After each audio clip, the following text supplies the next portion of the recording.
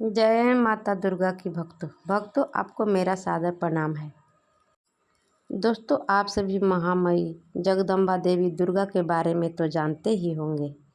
इन शक्ति स्वरूपा देवी दुर्गा ने समस्त लोगों के कल्याण के लिए तथा दुष्ट दानवों और राक्षसों का विनाश करने के लिए कई बार अपने अलग अलग रूप धारण किए थे।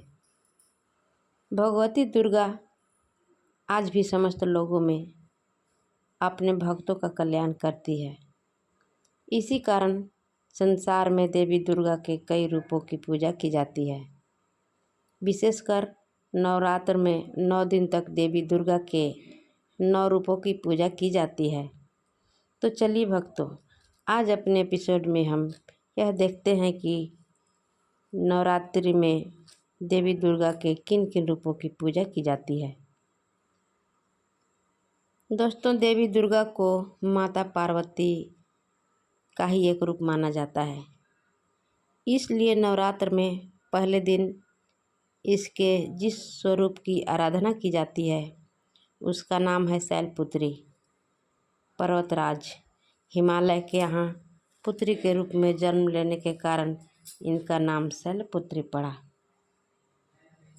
दोस्तों, देवी शैलपुत्री अपने पूर्व जन्म में ब्रह्मा जी के मानस पुत्री प्रजापति दक्ष की पुत्री थी। तब इनका नाम सती था और इनका विवाह भगवान शंकर जी के साथ ही हुआ था।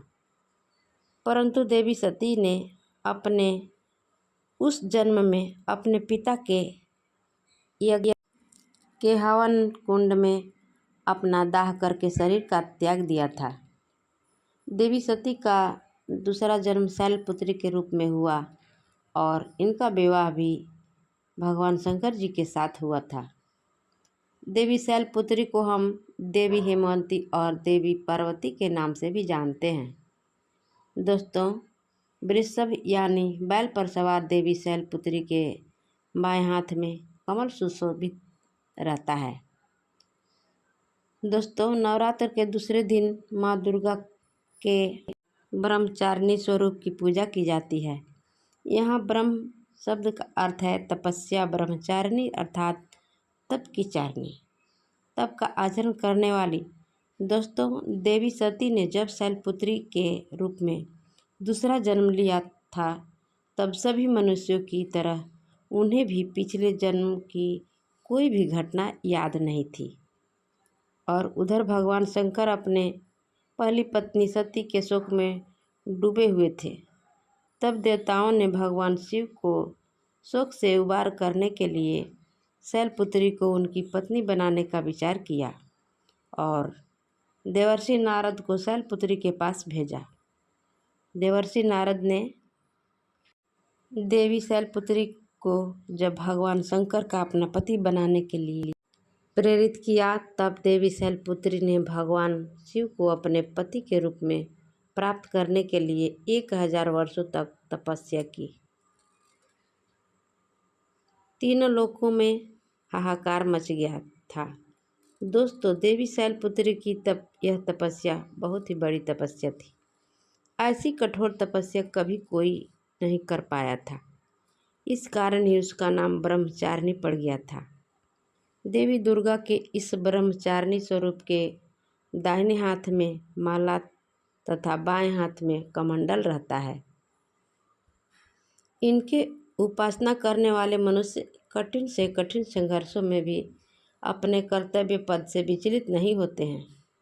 दोस्तों, नवरात्र के तीसरे दिन माँ दुर्गा की तीसरी शक्ति चंद्र घंटा की पूजा की जाती है। माँ दुर्गा के इस स्वरूप के मस्तक में घंटे के आकार का अर्धचंद्र है। इसी कारण इन्हें चंद्र घंटा देवी कहा जाता है। दोस्तों, सिंह पर सवार देवी चंद्र घंटा के 10 हाथ हैं और उनके 10 हाथ में अस्त्र और शस्त्र विराजमान हैं। देवी चंद्र घंटा की मुद्रा देखने ऐसी प्रतीत होती है कि जैसे वो युद्ध के लिए तैयार है।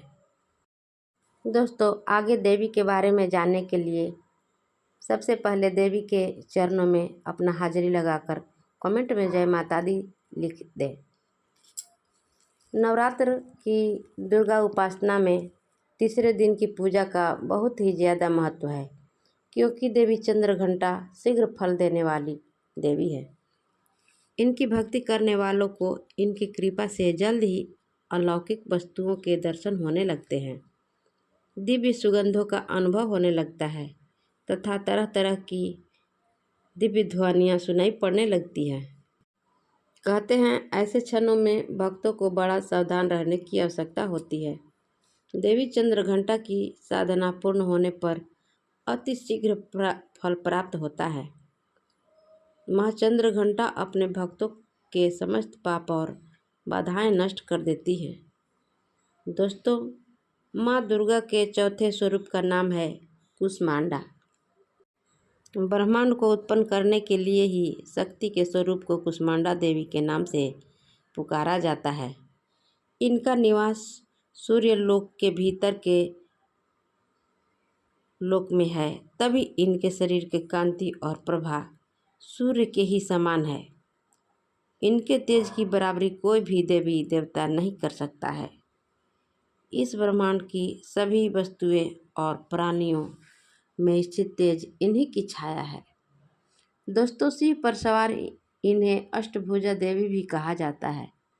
इनके हाथों में कमंडल, धनुष, बाण, कमल, पुष्प, अमृत कलश, चक्र, गदा और सभी सिद्धियों को देने वाली है।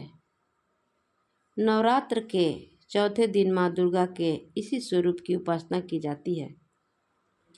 संस्कृत में कुष्मांडा कुम्हड़े यानी कद्दू को कहा जाता है। देवी कुष्मांडा को कुम्हड़े की बलि सर्वाधिक प्रिय है, इस कारण से भी यह कुष्मांडा कही जाती है। दोस्तों, माँ दुर्गा के इस स्वरूप की उपासना बड़े पवित्र तथा स्थिर मन से कुष्मांडा देवी के स्वरूप को ध्यान में रखकर की जानी चाहिए। इनकी उपासना से भक्तों के समस्त रोग शोक नष्ट हो जाते हैं और आयु, बल और आरोग्य की वृद्धि होती है। धन्यवाद। जय माता की।